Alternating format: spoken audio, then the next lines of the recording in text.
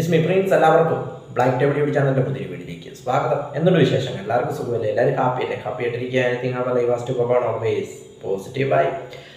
ലോകത്തെ ഞെട്ടിച്ചുകൊണ്ട് മ്യാൻമാറിലുണ്ടായ ഒരു ഭൂചലനം റിട്ടർ സ്കെയിലിൽ 7.7 തീവ്രത രേഖപ്പെടുത്തിയത്. വൻ നാശനഷ്ടങ്ങളാണ് മ്യാൻമാറിൽ ആ ഭൂചലനം മൂലം വൻ നാശനഷ്ടങ്ങളാണ് അവിടെ ഉണ്ടായിരിക്കുന്നത്.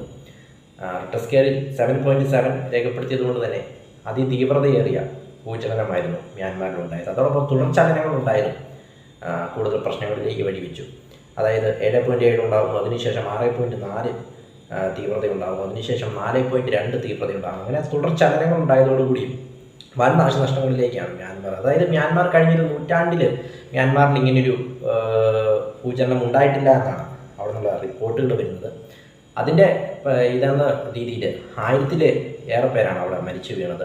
ഞാൻ ഈ വീഡിയോ എടുക്കുന്ന സമയം വരെ മരണസംഖ്യ 1000 കടന്നിരിക്കുന്നു, പരിക്കേറ്റവരുടെ സംഖ്യ 2000 കടന്നിരിക്കുന്നു. അങ്ങനെ മുന്നോട്ട് ഇനിയും ഒട്ടേറെ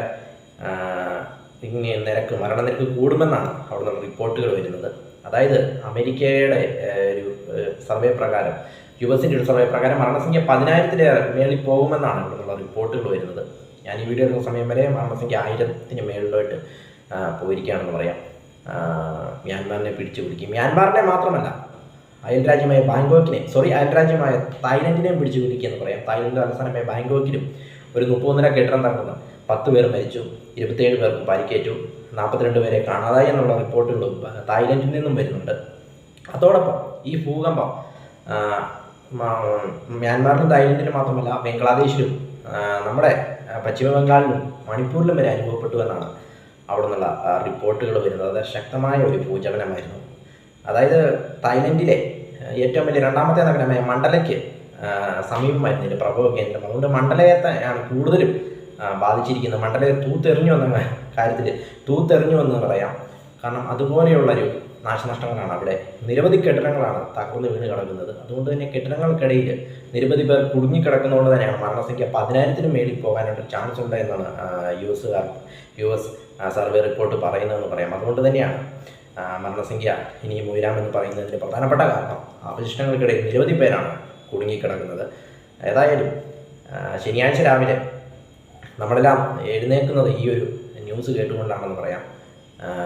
മാർച്ച് 28-നാണ്, വെള്ളിയാഴ്ചയാണ് ഭൂകമ്പം അനുഭവപ്പെട്ടത്.